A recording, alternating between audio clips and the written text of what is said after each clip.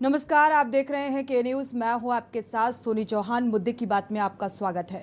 एक बार फिर से मुद्दे की बात में जिक्र महिला सुरक्षा को लेकर, क्योंकि असुरक्षा लगातार बढ़ती जा रही है। रेप की घटनाओं में इजाफा होता जा रहा है।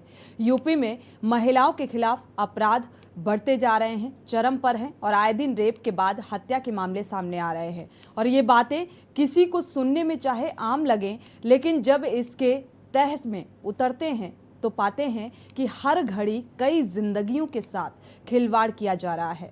एनसीआरबी यानी नेशनल क्राइम रिकॉर्ड ब्यूरो के मुताबिक पूरे देश में हर रोज 86 रेप के मामले आते हैं सामने, और इनमें से सिर्फ उत्तर प्रदेश में 13% यानी 11 घटनाएं हर रोज होती हैं। एनसीआरबी कहता है कि यूपी में रेप के 57% मामलों में शादी का झांसा देकर रेप किया जाता है, और अक्सर ये वो मामले होते हैं जिनमें पीड़िता और आरोपी पहले आपसी सहमति से शारीरिक संबंध बनाते हैं, लेकिन बाद में लड़के लड़की को अपनाने से मुकर जाते हैं। इसके अलावा अगर रेप की बात करें तो 37% मामलों में रेप करने वाला कोई रिश्तेदार या जानने वाला ही होता है। सिर्फ 6% रेप आरोपी ऐसे होते हैं जिससे कि पीड़िता अनजान होती है। रेप के मामलों में पुलिसिया कार्रवाई का शिथिल होना भी इन अपराधों के बढ़ने में सहायक साबित होता है, क्योंकि आरोपियों में पुलिस का भय नहीं है। और यूपी में ताजा रेप की घटनाओं को लेकर आपको पहले रिपोर्ट से रूबरू कराते हैं, इसके बाद चर्चा करेंगे।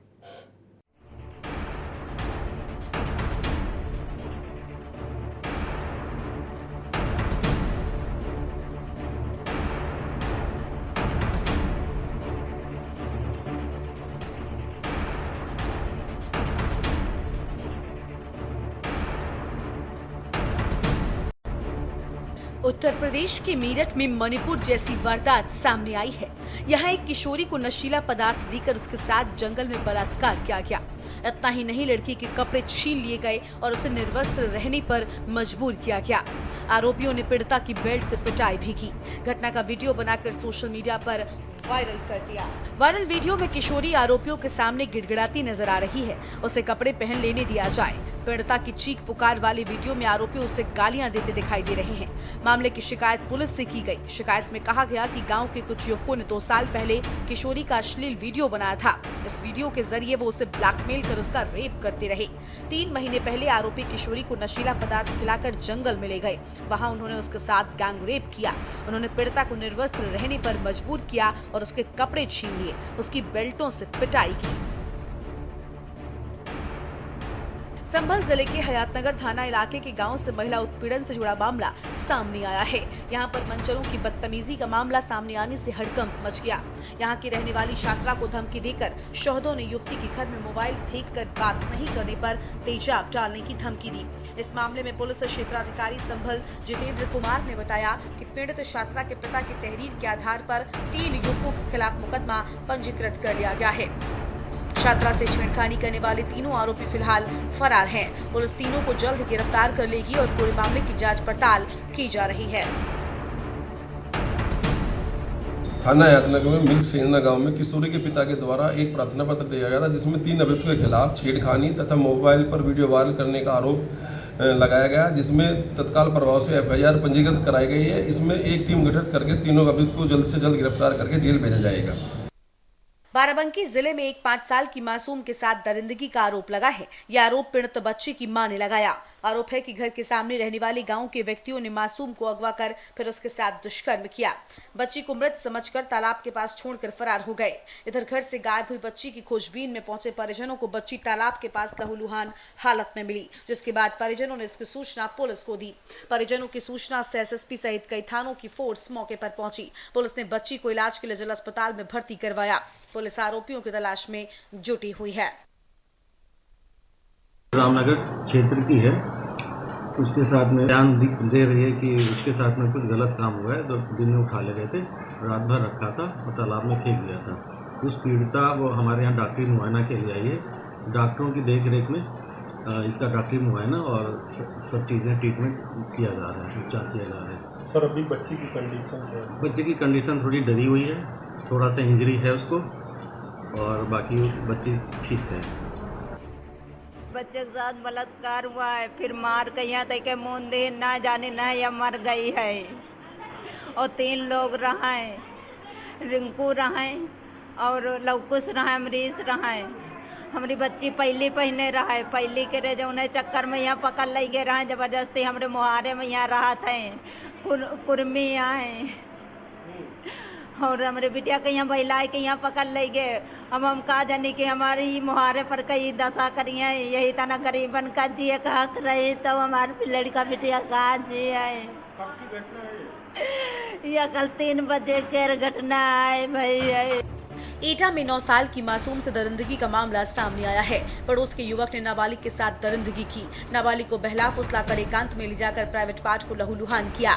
दुष्कर्म के बाद नाबालिग को लहूलुहान स्थिति में ही छोड़कर आरोपी युवक भाग निकला। नाबालिग मासूम ने घर पहुंचकर परिजनों को आपबीती सुनाई। पड़ोस में रहने वाले दरिंदों के घर शिकायत करने पहुंची मां को भी आरोपियों के परिजनों ने मारपीट व गाली गलौज करके भगा दिया। 9 साल की मासूम की मेडिकल कॉलेज में हालत गंभीर देखकर उसे हायर सेंटर के लिए रेफर किया गया है।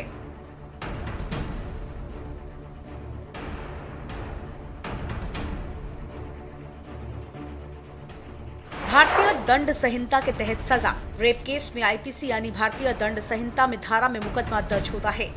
376 और 375 के तहत रेप के मामले दर्ज किए जाते हैं। इसी धारा में इसकी सजा के बारे में बताया गया है। धारा 376 में दोषी को कम से कम 5 साल की सजा होती है और अधिकतम 10 साल तक कठोर सजा दी जाती है। लेकिन निर्भया कांड के बाद संविधान संशोधन हुआ था। आईपीसी की धारा 376 के तहत रेप के दोषियों को मिलती है सजा। संशोधन के बाद आरोपियों को उम्र कैद या फिर फांसी की सजा भी दी जा सकती है। यूपी में महिला सुरक्षा के लिए एंटी रोमियो स्क्वाड भी बनाया गया है, लेकिन इसके तहत किसी भी बड़ी राहत की खबर अब तक नहीं है। रेप के बढ़ते मामलों में रोकथाम लगने का नाम नहीं ले रहे हैं। संभल, मेरठ, एटा और बाराबंकी ही नहीं बल्कि बीते दिन कानपुर में रेप अपहरण के अलावा फतेहपुर में किशोरी से अगवा कर रेप की घटना सामने आई। चित्रकूट में शिक्षक ही छात्रा को हवस का शिकार बनाता रहा। स्पेशल रिपोर्ट के न्यूज इंडिया।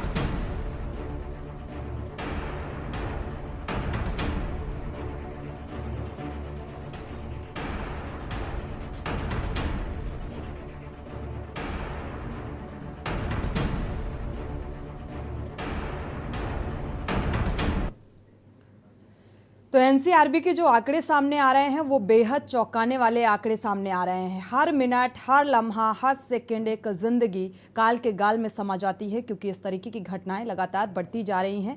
मासूमों के साथ रेप की वारदातें, क्योंकि ये चौंकाने वाले आंकड़े हैं। और यहाँ पर ये इसका जिम्मेदार किसे माना जाए, इसी को लेकर हम चर्चा करते हैं। हमारे साथ संभल, मेरठ और बाराबंकी से लगातार संवाददाता जुड़े हुए हैं। मेरठ का रुख करते हैं, राजू शर्मा हमारे साथ जुड़े हुए हैं, योगेश यादव एटा से जुड़े हुए हैं, बाराबंकी से रजी सिद्दीकी जुड़े हुए हैं। सबसे पहले राजू शर्मा का रुख। राजू शर्मा, अगर देखा जाए नशीला पदार्थ खिलाकर रेप की वारदात को अंजाम दिया गया, यहाँ पर प्रशासनिक कार्रवाई क्या कुछ नजर आ रही है, क्या अपडेट है इस मामले को लेकर?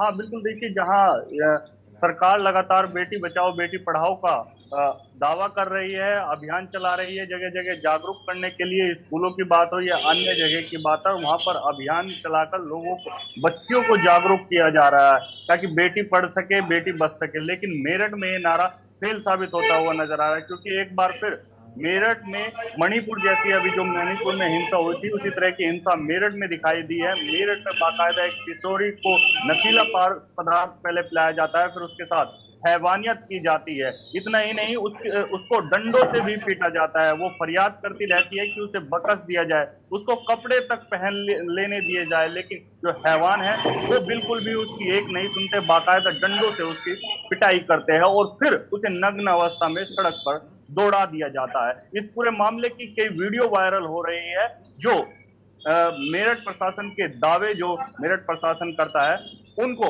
खोलने के लिए साफ नजर आ रही है। बिल्कुल राजू, यहाँ पर देखा जाए जिन लोगों ने इस पूरे घटनाक्रम को अंजाम दिया उनके खिलाफ प्रशासनिक स्तर पर क्या कार्रवाई होती नजर आ रही है। और आपको पता है मणिपुर की हिंसा की आग में आज पूरा देश जल रहा है और सदन में किस तरीके से हंगामा बरपा है दोनों ही सदनों में मणिपुर की हिंसा को लेकर। एक वीडियो और सामने आ जाता है मेरठ का, ऐसे में चुनौती बड़ी है प्रशासनिक अमले के सामने।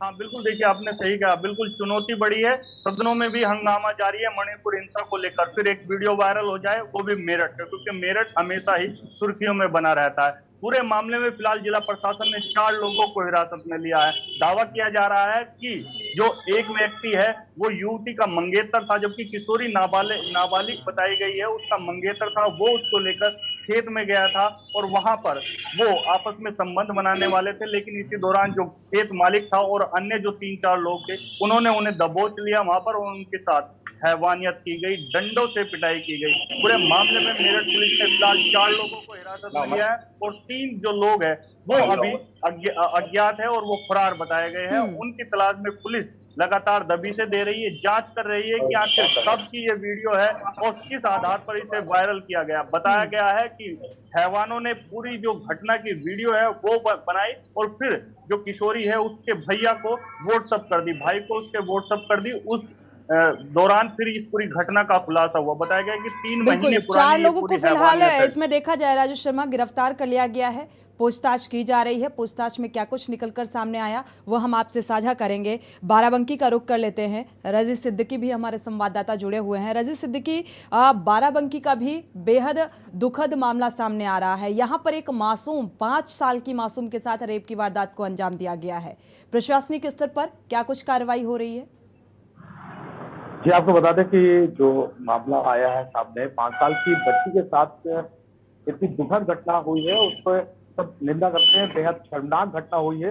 हालांकि आरोपी का जो पकड़ा गया है उसने कबूला है कि मैं शराब के नशे में इस तरह का कृत्य हो गया है। लेकिन एक बात कहने वाली ये है कि अगर शराब पिए था तो शराब के नशे में वो अपने घर पे क्यों नहीं ऐसी हरकत करता है और इस तरह की हरकतें घर पे क्यों नहीं? जो शराब पीते हैं वो लोग ये बखूबी जानते हैं कि हमारा घर है, ये बाहर का घर है।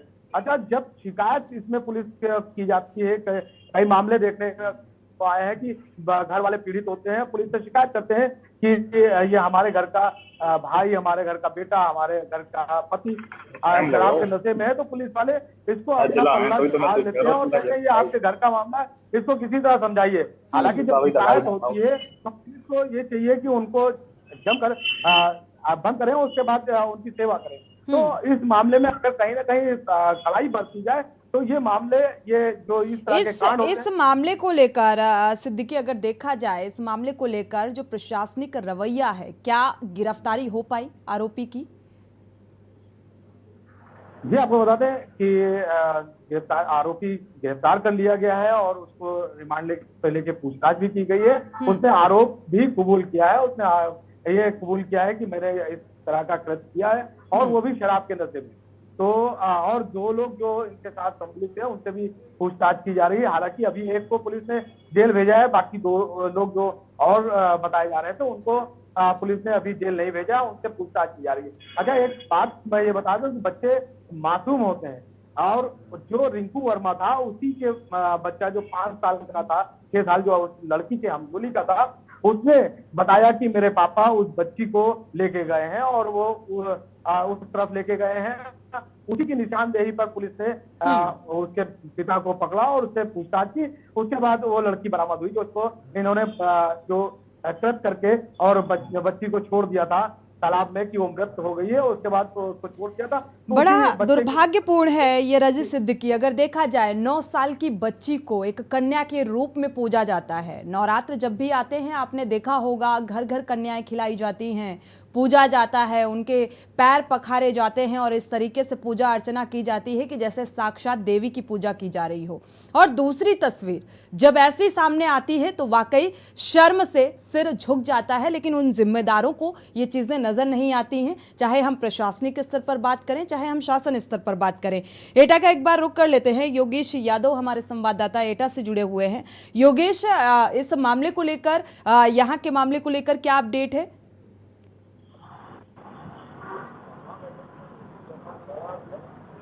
अनम्यूट करिएगा।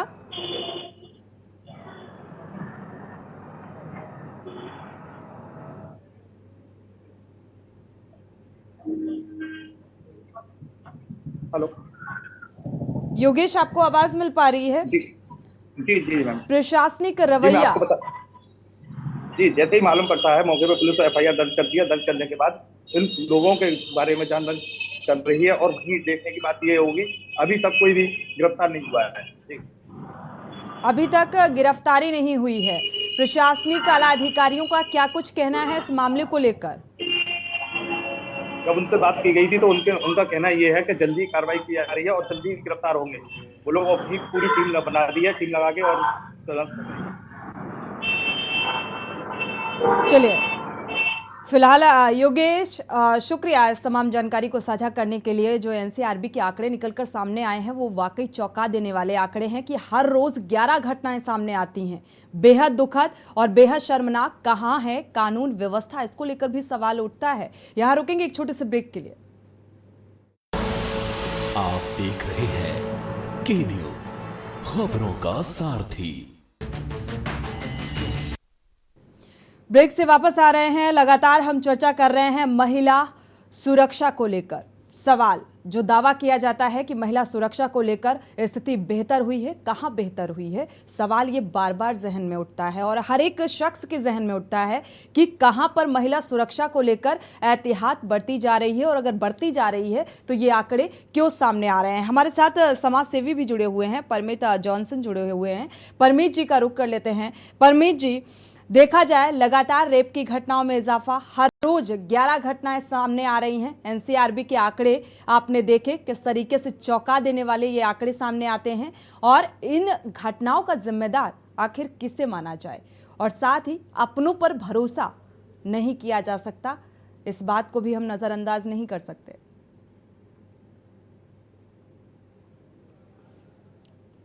परमीत जॉनसन जी, आप सुन पा रहे हैं? अनम्यूट करिएगा। जी मैम।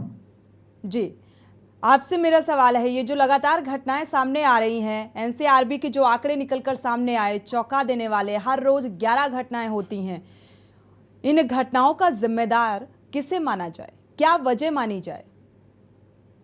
सबसे पहले तो मैम मैं ये कहना चाहूंगा साधुवाद के न्यूज को कि वो इन मुद्दों को बहुत अच्छे तरीके से उठा रहा है और समाज की एक मजबूत आवाज बनने का काम कर रहा है। साथ में मैम मुझे ऐसा लगता है कि ये जो घटनाएं हैं, ये जो घटनाओं का जिम्मेदार है वो लोग हैं जो मानसिक विकलांग हो चुके हैं।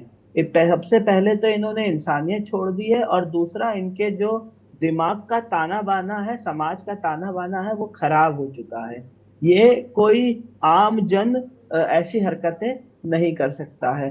तो सबसे बड़ी बात तो ये है कि जो भी कोई इसमें चाहे मेरठ की घटना हो, चाहे संभल की घटना हो, चाहे मैनपुरी की घटना हो या फिर मणिपुर की घटना हो, इसमें वही लोग शामिल हैं जो एक अपने दिमाग का संतुलन खो चुके हैं मैम। और इसकी जिम्मेदार कहीं ना कहीं हमारे सूबे की सरकार भी है कि कहीं ना कहीं दोषियों पे वो कठिन कार्रवाई नहीं हो पा रही है, जिससे कि एक एग्जाम्पल सेट नहीं किया जा रहा है, जिससे कि ऐसे लोगों में एक डर की भावना पैदा की जाए। ये इसमें कहीं ना कहीं ये भी एक दोष है। ये जो आपने कहा मानसिक विकलांगता है, एक समाज सेवी होने के नाते मुझे लगता है एक समाज सेवी की भी जिम्मेदारी बनती है, सामाजिक कार्यकर्ता की, कि एक अच्छे समाज का निर्माण होना चाहिए और शुरुआत हर एक शख्स को करनी चाहिए। तो मुझे लगता है ये मानसिक जो विकलांगता है ये कैसे दूर की जा सकती है कोई इसका इलाज? मैम इसका इलाज ये है कि जो हमारे सामाजिक संगठन है या जो भी हमारे समाज के लोग हैं वो एक अवेयरनेस प्रोग्राम इसमें जरूर चलाएं। असल में मुझे ऐसा लगता है कि कई बार ये घटनाएं समय के साथ होती है। ये स्टार्ट ब्लैकमेलिंग से होता है, परेशानी से होता है, और परिवार जो होता है या जो पीड़ित होती है वो इसलिए चुप रहती है कि भाई मेरी समाज में बेइज्जती ना हो जाए, मेरी इज्जत ना चली जाए। परंतु हकीकत ये है कि इज्जत इसमें पीड़िता की नहीं उनकी जाती है जो ये हवानियत के काम करते हैं। तो मुझे ऐसा लगता है कि एक अवेयरनेस ऐसी भी चलानी चाहिए कि एक ओपन डिस्कशन की तरह अगर कोई इस चीज का शिकार होता है या पीड़ित होता है, उसको इतना समाज को मजबूत करने की जरूरत है कि वो अपनी बात खुलकर कह सके। प्रशासन में जा सके, अपनी बात रख सके। ये एक बिल्कुल। बहुत मेजर बात है। बिल्कुल अवेयरनेस होनी चाहिए, लेकिन मुझे लगता है आज की जो जनरेशन है ओपन माइंडेड है और बहुत अच्छे से बातचीत हर एक बिंदुओं पर की जाती है, लेकिन बावजूद इसके ऐसे रेप के मामलों में इजाफा देखने को मिल रहा है। और सबसे बड़ी बात, जिस समाज में जानवर असुरक्षित हों वहां पर इंसान रूपी भेड़िए कैसे मासूमों को छोड़ेंगे, ये भी अपने आप में एक बड़ा सवाल है। आए दिन ऐसी घटनाएं सामने आती रहती हैं। बिल्कुल मैम, जैसे मैंने आपसे कहा, ये एक मानसिक विंगला एक मानसिक प्रॉब्लम ही है, और कहीं ना कहीं इसका हमें कुछ ना कुछ इलाज ऐसा करना चाहिए, कुछ अच्छा लिटरेचर आज के युवाओं को प्रोवाइड कराना चाहिए। और मैम एक चीज इसके लिए और भी दोषी है, जिसपे कई बार लोग बात नहीं करते हैं, कि पोर्नोग्राफी जैसा स्टफ आजकल बहुत इजीली अवेलेबल है थ्रू इंटरनेट। उससे भी जो आज का युवा है वो थोड़ा सा इन चीजों को एक अलग दिशा में ले जाता है। बिल्कुल, ये बिंदु भी है। हमारे साथ लगातार बाराबंकी और मेरठ से हमारे संवाददाता भी जुड़े हुए हैं। मेरठ का रुख कर लेते हैं क्योंकि यहाँ पर भी मणिपुर जैसी ही तस्वीर सामने आ रही है। जिस तरीके से हमारे राजू शर्मा ने बताया, जो घटना सामने आई, और कहा जा रहा है मंगेतर के द्वारा ही ये घटना सामने आई, मंगेतर इन्वॉल्व रहा। राजू शर्मा, अगर देखा जाए यहाँ पर, क्योंकि ये मंगेतर जिससे शादी होने वाली थी इस युवती की, और उसी के साथ इस तरीके की घटना आती है, मारपीट होती है, निर्वस्त्र घुमा दिया जाता है, और इसको कितना लाइटली लिया जा रहा है प्रशासनिक स्तर पर। हालांकि आपने कहा है कि 4 लोगों की इसमें गिरफ्तारी भी हो चुकी है, लेकिन अब अपनों से भी हर एक व्यक्ति का भरोसा उठता जा रहा है। हम ये समाज किस ओर जा रहा है, हम किस पर भरोसा करें? हाँ बिल्कुल, देखिए सोनी, बिल्कुल सही कहा आपने कि समाज किस ओर जा रहा है और हम किस पर भरोसा करें, क्योंकि मंगेतर था और मंगेतर के साथ ही वो लड़की वहां तक पहुंची थी, जंगलों तक, और उसके साथ ये घिनौनी वारदात हो गई। सबसे बड़ी बात इसमें जो निकलकर अब सामने आई है वो ये है कि जब ये पूरा मामला वायरल हुआ, वीडियो वायरल हुई, तो प्रशासन हरकत में आया और लगातार छापेमारी की और 4 लोगों को गिरफ्तार कर लिया। अब मेरठ के एसएसपी रोहित सिंह साजवान कह रहे हैं कि जो अपराधी है उन्हें किसी भी कीमत पर बख्शा नहीं जाएगा, उनकी संपत्ति की भी जांच कराई जाएगी और जरूरत पड़ी तो बुलडोजर भी चलाया जाएगा। साथ ही रासुका भी लगाने की बात प्रशासन कर रहा है। प्रशासन ने साफ कहा कि अगर रासुका लग जाएगी तो जमानत उनकी जल्दी नहीं हो पाएगी, यानी कि वो अधिक समय तक जेल में रह पाएंगे। लेकिन इससे अलग एक बात अभी फिलहाल जो निकलकर वो आई है वो ये है कि जो उसका मंगेतर था, पीड़िता का, किशोरी का, शारिक उसका नाम बताया गया है। जैसे ही मामला ये उठा, वीडियो वायरल हुआ, तो शारिक ने शादी करने से साफ इनकार कर दिया, जिसकी वजह से ये हैवानियत हुई, जिसके कहने पर किशोरी जंगल तक पहुंची और फिर ये पूरा मामला हुआ। उस शारिक ने ही अब किशोरी का साथ देने से इनकार कर दिया है, साफ तौर पर मना कर दिया है कि हम अब किशोरी से शादी नहीं कर पाएंगे। तो अब कहीं ना कहीं पीड़ित परिवार के सामने एक और नई मुसीबत खड़ी हो गई है। बिल्कुल, अब देखना यह है कि जिस किशोरी की इज्जत आबरू बदनाम हो गई है, फैल गई है, पूरे परिवार की बेइज्जती हो गई है, अब उनका कहना है कि अब हमारी बेटी से शादी करेगा कौन, जब शारिक ने बिल्कुल, ये सवाल भी बेहद अहम है, कौन करेगा, क्योंकि अपनों ने ही इज्जत लूटी है। सिद्दीकी, कानूनी कार्रवाई इसके लिए कितना जिम्मेदार है? जी सोनी जी, आपको बता दें कि कानूनी कार्रवाई बहुत बेहद जरूरी है। हम आपको बता दें कि अगर बाराबंकी जिले का इस तरह का मामला देखा जाए, 5 साल 4 साल का आंकड़े, तो ये 4था या 5वां मामला है इस साल का। अगर कानून इस मामले में सख्त होता है, दोषियों को सख्त से सख्त सजा दी जाए, तो ये जो हैवानियत हो रही है तो इसमें लगाम लगाई जा सके। जैसा कि अभी ये जो रामनगर की घटना हुई है, इससे पहले सतरिक में हुआ, हैदरगढ़ में हुआ, तो दोषी कहीं ना कहीं इसमें इन्वॉल्व रहते हैं। बिल्कुल, इसके लिए कानूनी कार्रवाई भी जिम्मेदार है, क्योंकि जो आरोपी होता है, जो अपराधी होता है, उसके खिलाफ सख्त कार्रवाई नहीं की जाती है, और यही वजह है कि लगातार ऐसी रेप की घटनाओं में इजाफा देखने को मिल रहा है। शुक्रिया आपका इस तमाम जानकारी को साझा करने के लिए। राजू शर्मा, आपका भी शुक्रिया। साथ ही परमीत जॉनसन जी, आपका भी बहुत बहुत शुक्रिया इस चर्चा में शामिल होने के लिए। लेकिन सवाल यही है और सवाल उन जिम्मेदारों से जो दावे करते हैं महिला सुरक्षा को लेकर। कहां हो आप और कहां हैं वो आपके दावे